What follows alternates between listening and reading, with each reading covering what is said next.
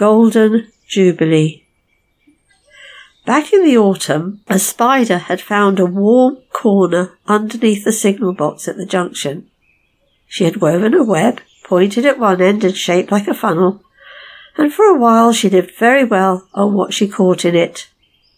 Now it was spring and the spider had moved on. She knew nothing about the preparations for the Golden Jubilee. "It's going to be a disaster," remarked Henry gloomily. "Important people, a special train, and nothing for them to see." "Och, ye old misery," said Donald. "Look on the bright side. There's a week to go yet."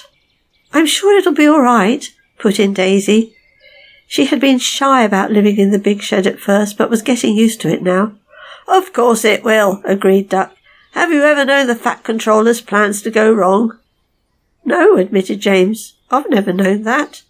The other engines agreed, except Henry. "There's always a first time," he muttered darkly. But by the time Jubilee Day arrived, Edward's wheel and Thomas's branch line were both mended. The Fat Controller told Edward he was to run ahead of the special train to make sure that the line was clear. "Does that mean—" he asked excitedly. "Wait and see," smiled the Fat Controller. Crowds began to gather at the big station. There was to be a red carpet, speeches, and a special luncheon for the visitors.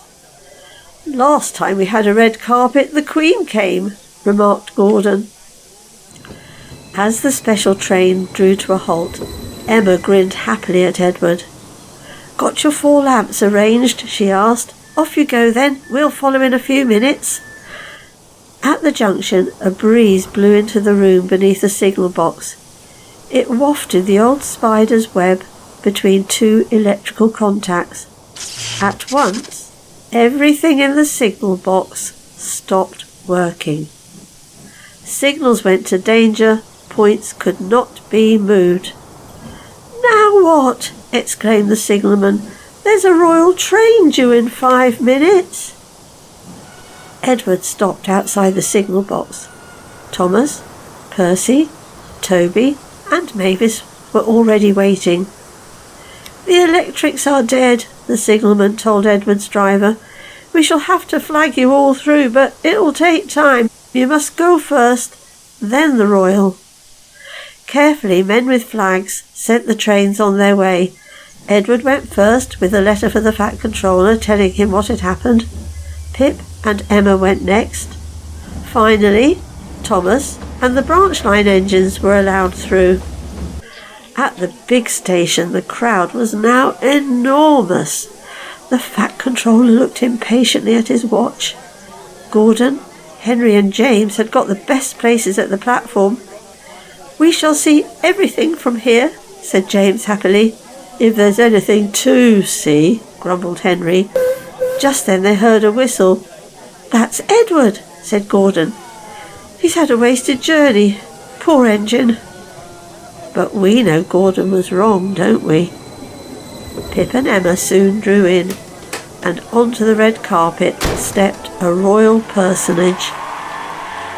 "I apologise for the delay, sir," said the Fat Controller, and he explained what had gone wrong.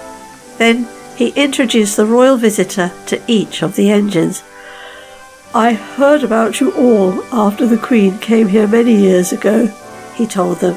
"I am delighted to meet you for myself." The engines whistled loud and long. The royal personage grinned and covered his ears. "The Queen was right," he told the Fat Controller. "Your railway and your engines are a credit to you."